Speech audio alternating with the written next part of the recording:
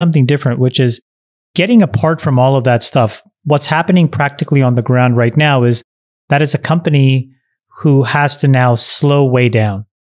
And what I'm saying is that's not dissimilar to what Microsoft had to do, which was there was this 10-year period at Microsoft where they really couldn't innovate. And that's really how the government solved the Microsoft problem. Yeah, they made them less aggressive, right? They gummed up the internal machinery so that Microsoft couldn't really be there for the next few major. So for example, we just spent 40 minutes talking about crypto. What do you think the chances are that, Facebook now can land a really compelling crypto project? Right. They got totally shut down with Libra, right? I mean, they went after it and the regulators stepped in. And it's too bold for them to launch that after what happened. It's zero. With their behavior in other arenas.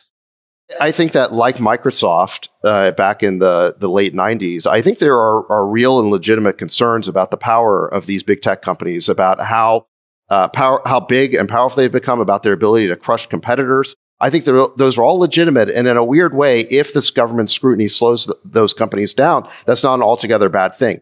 But I am concerned about I'd say separately, just because these companies do deserve to be scrutinized more, I do think that we have to see that the people who are engaged in this really coordinated hit campaign against Facebook, they have another agenda, and that is to control the flow of information online. It is to control online discourse. It's already been happening over the past year with censorship on the supply side of the news feed, and now they're trying to control the demand side. I think we have to be extremely wary about this. Well, David, you've been on the other side of this, because on previous podcasts, you've talked about Facebook being too influential, having too many users.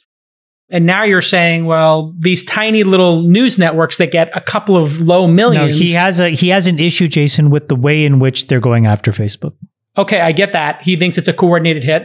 Fine. But you also have had an issue with Facebook having too much power to take somebody off the platform or to promote certain ideas. Yeah. So which is it? It seems like you're a little bit... Both can be true. No, yeah. It's perfectly consistent. I've expressed concerns about the way in which Facebook is deplatforming people. It's summarily silencing them and ghosting them.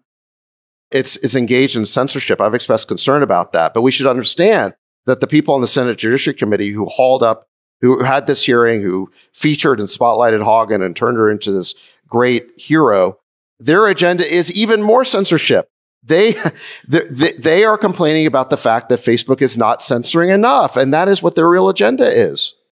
I do think it should have been disclosed that Hagen does stand to gain financially from whatever happens. I don't know that that's been confirmed, that there is a whistleblower reward here, so we'll have to wait and see about that. I haven't heard. There's no reward until there's a fine. But Chamath is right that she qualifies. If she's a whistleblower, she qualifies for a 30% portion of, or some very large percentage. What would the fine be here, though? What would the fine be? How would that be framed, Chamath? This whole thing is just getting started. There are going to be government actions, and there will be settlements from those government actions. And and Facebook, as you all know, will pay any kind of fine to put this behind them. You're the one that said, Jason, they spent $5 billion just so that they wouldn't subpoena Zuck and Cheryl, right? That's what you said last week? We talked about that last week, yeah. So, I mean, I think there's a fine coming. Let's be honest. I do not think Lena Khan or Gary Gensler or any of these other folks are going to be in the business of making a quick decision, nor the DOJ, nor any of these other folks. They're going to want to really take their time to figure this out.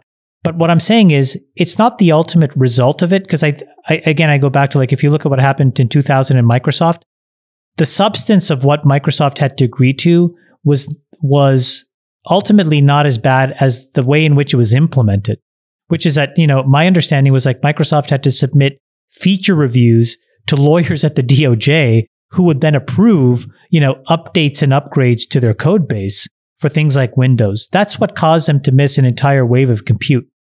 And so this is the point, which is, I think, practically speaking, the beginning of what Microsoft went through, Facebook is going to have to navigate. And so the faster they can try to say, all right, folks, you're right, you caught us, tell us what to do, maybe actually the better path, because it allows them to get past it. Because the longer this period of like gray stretches out, I think is actually the worst outcome. Well, let's go through what we each think would be a possible solution here.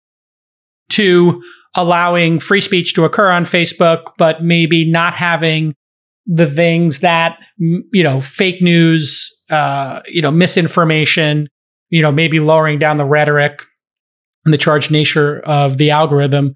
Friedberg, do you have any common sense solution here that might address both sides of the issue, freedom of speech and maybe things being amplified to 100 million people that are fake?